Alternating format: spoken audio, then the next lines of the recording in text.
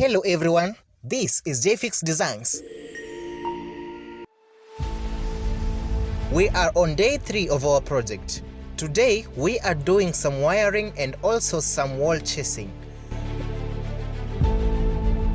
We are also doing the plastering for the fireplace, and also we will be extending a part of the window to achieve the ultimate size of our TV console. Yeah, as you can see, the wall chasing is being done and the extension has begun too. As for the wiring, it's going on as well. To allow for the gypsum to be completely sealed, some skimming too is being done. Now that's all for today.